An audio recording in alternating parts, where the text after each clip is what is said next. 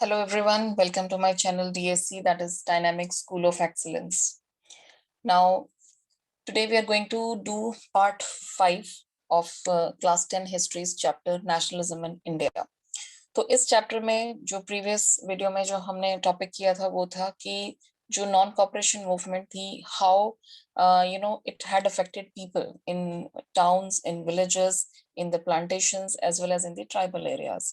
ठीक है, तो 1922 में this movement was called off. तो non cooperation movement Gandhi ji ने कैंसिल कर दी थी.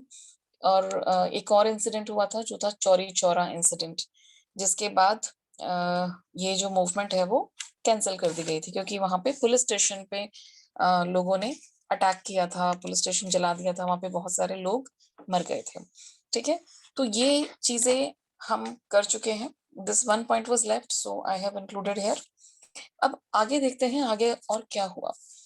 तो थोड़ा सा यहाँ पे हमें कुछ और इम्पोर्टेंट पॉइंट्स समझने हैं. इस चैप्टर में जो एक इम्पोर्टेंट पार्ट है वो है ये वाला, क्योंकि इसमें से मैक्सिमम क्वेश्चंस पूछे जाते हैं. नॉन कॉपरेशन के बाद सबसे इम्पोर्टेंट पॉइंट हमारे पास ये है. तो सबसे पहले देखते हैं आज का जो टॉपिक है वो है स्वराज पार्टी. उसके बाद हम देखेंगे इकोनॉमिक डिप्रेशन, फिर साइमन कमीशन, फिर लाहौर सेशन और सॉल्ट मार्च. तो ये जो बहुत इंपॉर्टेंट पॉइंट्स हैं, आपको मैं पॉइंट्स के हिसाब से ही समझाऊंगी ताकि आप अगर ये एग्जाम में आते हैं तो you can answer the questions also. तो बहुत ध्यान से समझना इन चीजों को, क्योंकि ये काफी बहुत ही एब्स्ट्रैक्ट आइडियाज हैं. सबसे पहले देखते हैं स्वराज पार्टी. अब एक क्वेश्चन आता है कि हु फॉर्म्ड स्वराज पार्टी, किसने बनाई थी ये स्वराज पार्टी. तो ये भी हम देखेंगे. जैसे this party was formed by Motilal Nehru and C R Das. अब मैंने उनकी यहाँ पे आपको ये फोटो भी दिखाई है. You can see this. This is Motilal Nehru. तो मोतीलाल नेहरू ने की थी, सी आर दास भी थे. तो इन सब ने मिलकर स्वराज पार्टी बनाई थी. ठीक है, अब समझते हैं कि ये जो कांग्रेस है वहां पे कॉन्फ्लिक्ट्स क्यों हुए. कॉन्फ्लिक्ट्स इसलिए हुए कि उसमें दो तरह के लोग थे, दो तरह के लीडर्स थे, लिबरल्स एंड मॉडरेट्स. अब ये लिबरल्स और मॉडरेट्स क्या हैं, ये आपने 8th में भी पढ़े हैं ये चीजें, और अब थोड़ा सा और डिटेल में समझाती हूँ कि लिबरल्स और जो मॉडरेट्स होते हैं वो उनका कॉन्सेप्ट क्या था. कांग्रेस के जो कुछ लीडर्स थे, they were tired of the mass struggle. तो उन्होंने देखा था कि पहले भी जो स्ट्रगल हुई उसमें बहुत सारे लोग मर गए, and it led to finally violence. कुछ मिला नहीं, इतने सारे लोग unnecessarily had sacrificed their life.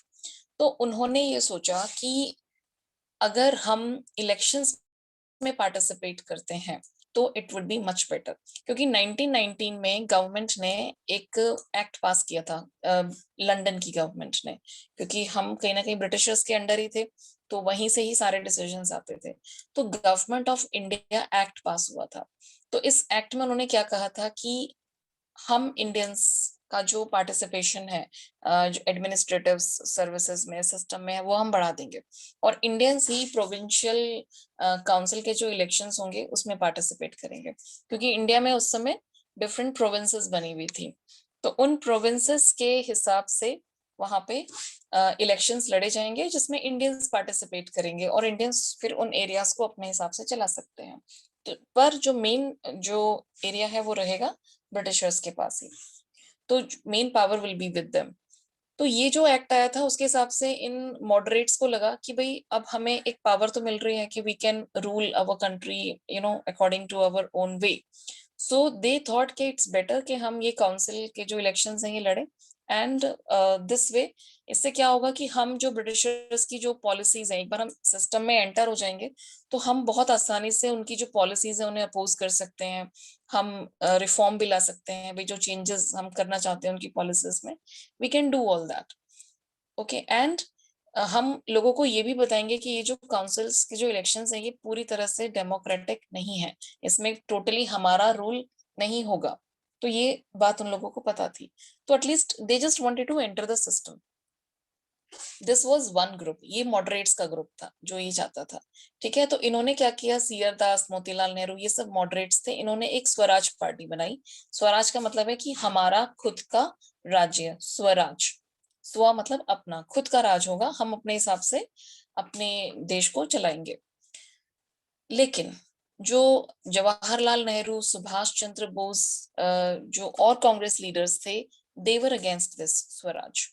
They wanted the full independence, जिसको हम कहते हैं पूर्ण स्वराज. तो जवाहरलाल नेहरू और सुभाष चंद्र बोस, ऐसे बहुत सारे और कांग्रेस लीडर्स थे जो चाहते थे कि एक मास एजिटेशन ही हो, सब लोग कोई मूवमेंट्स में पार्टिसिपेट करें और सब मिलके ब्रिटिशर्स को अपने देश से निकाल दें, और पूरा जो रूल है वो हमारे पास ही हो, इंडियंस के पास ही हो. मतलब there should not be any connection in terms of the rule, over India. तो ब्रिटिशर्स को पूरी तरह ही हमारी कंट्री छोड़ के जाना होगा. This is full independence. तो ये बहुत इंपॉर्टेंट क्वेश्चन आता है कि लिबरल्स और मॉडरेट में क्या फर्क था, ये आपको समझना है. स्वराज पार्टी किसने फॉर्म की थी? सीआर दास और मोतीलाल नेहरू. तो एक तरफ कांग्रेस लीडर स्वराज चाहते थे और दूसरी तरफ जो कांग्रेस लीडर्स थे वो पूर्ण स्वराज चाहते थे. तो ये डिफरेंस आपको ध्यान रखना है. ठीक है, तो अब आगे बढ़ते हैं. अब उस समय पे एक प्रॉब्लम क्रिएट हुई थी, वो था वर्ल्ड वाइड इकोनॉमिक डिप्रेशन. अब ये क्या है economic depression? As you know कि 1919 में first world war ended. World war तो एंड हो गया था, लेकिन यू कैन अंडरस्टैंड के all the European countries, they were under great debts. बहुत सारे कर्ज में डूबे हुए थे वो. जब इतने लाखों सोल्जर, काफी तो मर गए थे, लेकिन जो इतने लाखों सोल्जर जो वापस गए अपने कंट्री में, तो वो जो पूरा सिस्टम था, जो इकोनॉमिकल सिस्टम था, वो पूरा डिसरप्ट हो चुका था, है ना. बहुत सारे तो ऐसे थे कि जो पहले फार्मर्स थे और उन्हें भी सोल्जर बना के भेज दिया था. तो कहीं ना कहीं उनकी जो सारी चीजें थी, उनके लिए एक क्वेश्चन आ गया था कि वो कैसे सरवाइव करेंगे. सो एक 1920s में, ट्वेंटीज में ही, ट्वेंटीज का मतलब है कि 20 से लेके फिर ये चलता रहा 29-30 तक. तो उस समय वर्ल्ड वाइड इकोनॉमिक डिप्रेशन आया. पूरा जो वर्ल्ड है वो इकोनॉमिक डिप्रेशन में चला गया. इसका मतलब क्या है कि सारी जो चीजें हैं उनकी प्राइस बहुत कम हो गए, और इंटरनेशनल मार्केट में एक नहीं, डिफ्लेशन आ गया. मतलब there was everything went down, सारे प्राइसेस कम हो गए. तो जो इसकी इम्पैक्ट इंडिया पे क्या हुई वो देखते हैं. तो इंडिया के जो फार्मर्स थे, जो एक्सपोर्ट और इंपोर्ट वाला जो बिजनेस था, जो बाहर से चीजें मंगवाते थे या बाहर जो एक्सपोर्ट करते थे, दैट वाज आल्सो अफेक्टेड. तो स्पेशली 1928 और 1934 के बीच में ये बहुत ज्यादा हो गया था, और इसकी वजह से बहुत ज्यादा प्राइसेस क्रैश हो गए थे, बहुत प्राइसेस नीचे आ गए थे. और उस ऑब्वियसली फिर price in India also plunged मतलब नीचे की तरफ आ गए, बहुत ज्यादा नीचे चले गए थे. अब चीजें बहुत ज्यादा कम होने से क्या हुआ कि जो फार्मर्स जिन्होंने ऑलरेडी अपनी क्रॉप्स ग्रो की हुई थी, उनको प्रॉब्लम हुई. ठीक है ना. तो the fall in price had deep impact on the poor farmers. Though agricultural prices fell sharply, the colonial government refused to give any relief to the farmers in Texas. तो मेन प्रॉब्लम क्या हुई लोगों को कि export import का जो business था वो धीरे धीरे खत्म हो गया. दूसरी चीज के जो फार्मर्स थे वो दे वर डीपली अफेक्टेड, क्योंकि उनकी जो क्रॉप के प्राइस ही एकदम से कम हो गए. तो जो इंटरनेशनल मार्केट में उन्हें प्राइस मिल रहा था वो आधा हो गया. लेकिन जो गवर्नमेंट है वो तैयार नहीं थी इंडिया में कि वो टैक्सेस कम करे. उनको तो अपने टैक्सेस पूरे चाहिए थे. तो सबसे ज्यादा जो इफेक्ट इसकी हुई थी वो हुई थी कंट्री साइड पे. और आपको पता है कि India is actually made up of countries. Countries का मतलब है विलेजेस. तो do not gate confused. Countries मतलब कंट्री साइड का मतलब है यहाँ पे विलेजेस. तो वो सारे विलेजेस यहाँ पे they were greatly affected, hit by that. तो ये जो वर्ल्ड वाइड इकोनॉमिक डिप्रेशन है, इसने बहुत ज्यादा प्रॉब्लम क्रिएट कर दी थी बिजनेसमैन के लिए, और जो फार्मर्स थे जो बाहर अपना माल बेचते थे, उन सब के लिए. एक और क्वेश्चन आता है इसमें, Simon commission, Simon go back के नारे लगाए जाते थे. ये कब हुआ था? This happened in 1928. तो 1928 में इसका कनेक्शन कहीं ना कहीं जो हमने प्रीवियस टॉपिक देखा था उससे भी है, ये आपको समझना है. जब गवर्नमेंट ऑफ इंडिया एक्ट आया था 1919 में, तो उसमें उन्होंने ये कहा था कि हम इस एक्ट को रिव्यू करेंगे इन 10 years. देखेंगे कि भाई इसमें कितनी चीजें बेटर हुई हैं, क्या क्या इसमें अमेंडमेंट्स हुए हैं या क्या और करने हैं, ये सब चीजें. तो इसके लिए उन्होंने सर लॉर्ड साइमन, उनको अपॉइंट किया था. ये है सर जॉन साइमन. इनके साथ इनके नाम के आगे लॉर्ड लगाया जाता था। तो sir John Simon was appointed as the head of this committee. एक कमेटी बनाई थी उन्होंने, और उसमें जो ये सर जॉन साइमन है, इन्हें अपॉइंट किया गया था। इसलिए इस कमीशन का नाम क्या पड़ गया? Simon commission. तो commission basically a type of committee was formed in London. तो लंदन में ये कमेटी बनाई गई, वहां पे सर जॉन साइमन उसके हेड थे। और जब लंदन ब्रिटेन में ही आता है, London is a city in Britain. तो ब्रिटेन में ये क्यों बनाई गई थी? They wanted to repress the political and national movements, जो मूवमेंट्स ऑलरेडी चल रही थी, about non cooperation and all. तो they just wanted to repress this activities. दूसरी चीज क्या थी कि सर जॉन साइमन को मेन काम दिया गया था कि भाई you have to look into the constitutional system in India. Constitutions मतलब जो लॉज हैं, कितने लॉज सही से बने हैं, इम्प्लीमेंट हो रहे हैं, वो सब चीजें आपको देखनी है। और आपको सजेस्ट करने हैं चेंजेस, कि भाई और क्या चेंजेस, क्या अमेंडमेंट्स करने हैं हमें, वो आप हमें बताओगे। तो फिर इसमें प्रॉब्लम क्या थी? इंडियंस ने इसे क्यों अपोज किया, इस कमीशन को, इस कमिटी को? उसका रीजन ये था कि उसमें कोई भी इंडियन मेंबर नहीं था।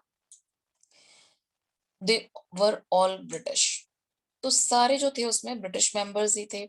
इसलिए जो साइमन कमीशन है, जब वो इंडिया में आया तो it was greeted with slogan Simon go back.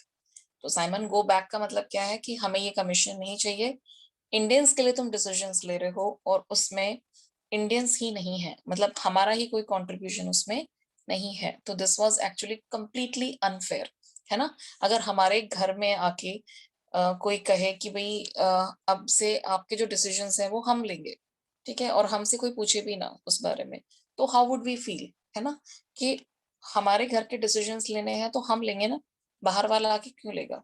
तो this was actually the main concern and that's why it was opposed. अब इसमें एक और चीज याद रखना कि 1928 में ये कमीशन आया, सबने अपोज किया इसको। और जो लॉर्ड इरविन थे, लॉर्ड इरविन, अभी आगे भी आप पढ़ोगे इनके बारे में। तो this Lord Irwin announced in October 1929 a vague offer of dominion status. ये भी कई बार पूछ लेते हैं कि डोमिनियन स्टेटस क्या है, तो आपको पता होना चाहिए। अब बेसिकली डोमिनियन स्टेटस क्या था कि लॉर्ड इरविन को लगा कि लोग बहुत गुस्सा हो रहे हैं, अब इंडियंस को समझ आने लगी है हमारी जितनी भी पॉलिसीज हैं, किस तरह से हम डोमिनेट कर रहे हैं लोगों को। तो उन्होंने क्या किया, एक ऑफर दी कि भाई हम आपको डोमिनियन स्टेटस दे देंगे, और आपको राउंड टेबल कॉन्फ्रेंस होती है लंदन में, वहां पे भी जाना है। तो वहां पे हम डिस्कस कर लेंगे कि भी आगे का कॉन्स्टिट्यूशन कैसा रखना है। तो इससे वो ये दिखाना चाहते थे कि वो इंडियंस को इम्पोर्टेंस दे रहे हैं कि भाई हाँ, now you can also participate in this, right? तो ये डोमिनियन स्टेटस का मतलब क्या है कि भाई आप रहोगे ब्रिटिशर्स के अंडर, ब्रिटिश गवर्नमेंट मेन तो रहेगी, लेकिन जो सारे डिसीजंस हैं, जो भी एडमिनिस्ट्रेटिव जो भी काम होंगे, वो सब इंडियंस करेंगे। मतलब इंडियंस को एक पावर मिल जाएगी। तो जितने भी डिसीजंस लेने होंगे, चाहे उनका कनेक्शन है यूनाइटेड नेशन से, वो सब कुछ काम वो कर पाएंगे।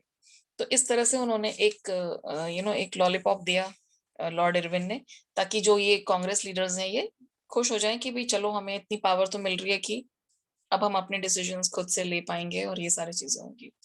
बट जो कांग्रेस लीडर्स थे, they were not at all satisfied with this. वो तो चाहते थे कि भाई हमें तो पूर्ण स्वराज ही चाहिए। और कहीं ना कहीं वो जो मॉडरेट्स थे, जिन्होंने स्वराज पार्टी बनाई थी, उनका भी जो एक इम्पोर्टेंस है वो अब कम हो गई थी। अब लोगों को भी लगने लगा था कि नहीं, हमें इनकी ब्रिटिशर्स की बातों में नहीं आना है, and we have to fight for complete full independence. हमें खुद से ही सारी जो कमांड है अपने देश की, वो अपने हाथों में ही लेनी है। We do not want interference of this outsiders, जो हमारे ऊपर राज कर रहे हैं, है ना, अपनी कॉलोनीज एस्टैब्लिश करके हमें इन्होंने स्लेव बनाया हुआ है। तो दिस वाज दैट। तो इसी चीज को डिस्कस करने के लिए लाहौर सेशन हुआ था। ये क्वेश्चन भी आता है कई बार 3 या 5 मार्क्स में, तो बहुत smartly you have to answer this कि लाहौर सेशन कब हुआ था। एक तो ये मैप का भी क्वेश्चन है आपका, मैप में भी पूछते हैं कि लाहौर सेशन कहाँ पे हुआ था, या कौन से ईयर में हुआ था, ये पूछ सकते हैं। या फिर ये पूछ सकते हैं कि दिसंबर 29 में जो सेशन हुआ था वो कहाँ पे हुआ था। तो you have to mention Lahore. Lahore अब एट प्रेजेंट पाकिस्तान में है, उस समय तो इंडिया का ही पार्ट था। तो लाहौर में ये सेशन किया था किसने? पंडित जवाहरलाल नेहरू ने। उन्होंने ये सेशन किया इन दिसंबर 1929। अब इसमें क्या क्या इंपॉर्टेंट डिसीजंस लिए गए थे, बस वो ध्यान रखना है। सबसे पहला डिसीजन लिया था कि 26 जनवरी 1930 में we will celebrate, this day will be celebrated as an independence day. तो इसको हम इंडिया के इंडिपेंडेंस डे की तरह सेलिब्रेट करेंगे। इससे क्या होगा कि people would be more affected by this, and the feeling of nationalism will be there in their heart. उनके मन में एक देशभक्ति की भावना जागेगी इससे, और उनको भी ये रियलाइज होगा कि भाई हमें इंडिपेंडेंट होना है, दिस इज वेरी इंपॉर्टेंट। तो कहीं ना कहीं इस वजह से ये इंडिपेंडेंस डे सेलिब्रेट किया गया 26, ये डिक्लेयर हुआ कि भाई हम इस दिन को इंडिपेंडेंस डे की तरह सेलिब्रेट करेंगे। सेकेंड थिंग, उन्होंने ये भी सोचा कि भाई हम जो है इंडस्ट्रियलिस्ट्स की और जो पुअर पेजेंट्स हैं, उन सबकी जो डिमांड्स हैं, है ना, सबके जो जिस तरह की भी डिमांड्स हैं, उन सबको ब्रिटिश गवर्नमेंट के सामने रखेंगे ताकि वो हमारी बात माने और हम थोड़ा सा अपनी जो प्रॉब्लम्स है उनको रिलीव कर सके, कम कर सके। तो दिस वाज देयर। इसके बारे में हम आगे बहुत डिटेल में पढ़ेंगे कि उनकी क्या डिमांड्स थी, किस तरह की वो चीजें चाहते थे एंड ऑल दैट।